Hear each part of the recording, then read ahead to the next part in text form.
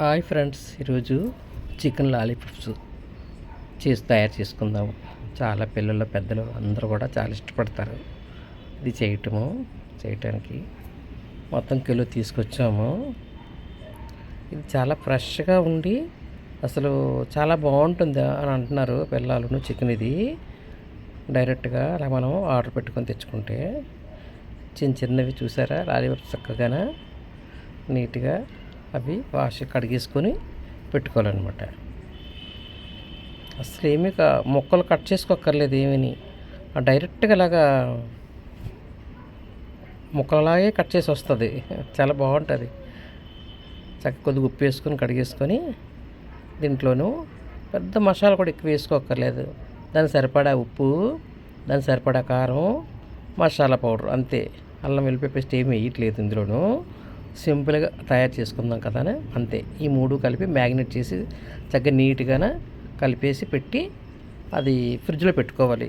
ఒక half an hour ఫ్రిడ్జ్లో పెట్టుకొని బయటికి తీసాక ఒక ఎగ్గు బీట్ చేసుకొని దాంట్లో కొద్దిగా ఉప్పు వేయాలి. అది బ్రెడ్ పౌడర్ అనమాట. ఆ బ్రెడ్ పౌడర్లో కొంచెం కారం, అది ఫ్రిడ్జ్లో పెట్టి ఉంచాం కదా.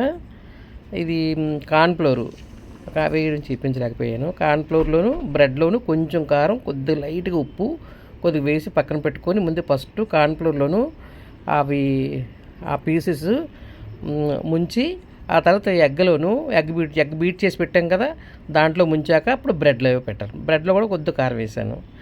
అది ఆ బ్రెడ్ పొడి చక్కగా దాని మీద వేసి ఇలా ముంచి చక్కగా తీసి నూనెలో వేయించడమే. చాలా టేస్ట్ బాగుంటాయి అసలు. ఒకసారి చూడండి ఇలా తయారు చేసి. పిల్లలు పెద్దలు అందరూ కూడా ఇష్టపడతారు. ఇది చాలా సింపుల్ ప్రాసెస్ కూడా, చాలా సింపుల్గా చేసుకోవచ్చు. చక్కగా ఉల్లిపాయ ముక్కలు అవి పెట్టుకొని పిల్లలు నచ్చుతాయి. పిల్లల కాలకని నచ్చితే లైక్ చేయండి, షేర్ చేయండి. సర్వే జన సుఖినో భవంతు.